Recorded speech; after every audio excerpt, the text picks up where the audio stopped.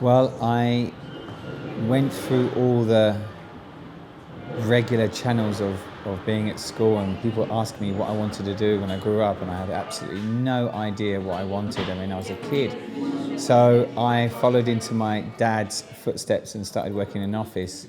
And it lasted about, I think, 10 months. I used to go to work with crazy black hair and crazy outfits on, and it was okay for a minute, and then I started getting told not to wear stuff. Almost like early Elvis Presley look. The very early Elvis Presley, not the 60s or the 70s, they're very early ones. So my sister, she had a haircut in a very fashionable salon in London, and she came home one day and her fringe was wonky and the back had a piece hanging down, and she said, "Oh, listen, Anthony, can you just cut my fringe?" And I was like, "What? I can't do that." She said, "Yeah, do it." So I did it, and after that she said, "Well, why don't you work in a salon?" Now this was almost 30 years ago, when hairdressing was not cool.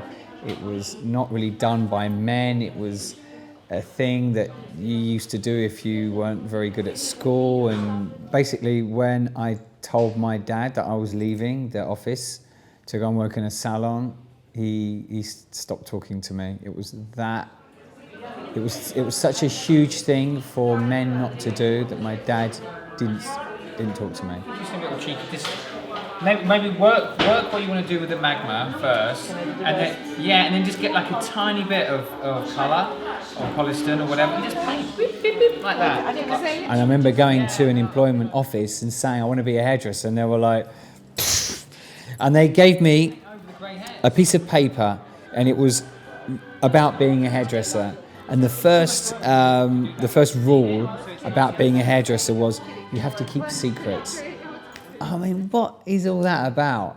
I mean, first of all, that's a secret, and she just told me you got to keep a secret. You know, I should have kept the paper, because I will never forget that. Because I remember thinking, this woman is complete. She doesn't know what she's talking about. And this is an employment centre that's run by the government. So you can imagine what they do to kids in school. Yeah, you can do this, but you can't do that. You can go to the moon, but you're not going to do it because it's already been done. You know, you can go to the moon.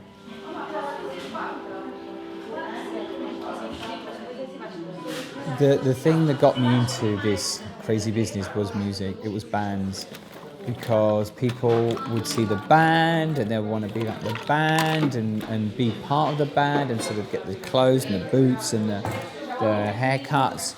So that was massive. If you look at old pictures of me, you can see which bands I was into, because I always had this, similar haircuts. I think as a hairdresser, my style is very accessible. It's workable, it's livable, it's enjoyable, fashionable, and sprinkled with a little bit of rock and roll over the top, because everything's got a bit of rock and roll in it. One of my favourite looks, I think basically because when I wake up, my hair is like this. That's probably why I like it, because then when I wake up, I don't scream, I think, "Oh, I look fashionable today."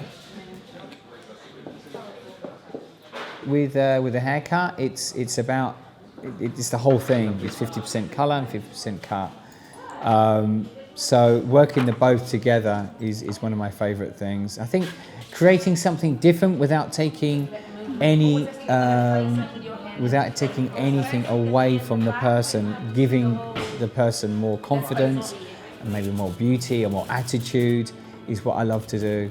And when I get that little smile or that little bit of, "Oh, it's different, but I think I quite like it," for me, that's the thing I love to do, because I know that the client will enjoy it and will leave here, bouncing along down the street with a new cut or a new Weller colour or something.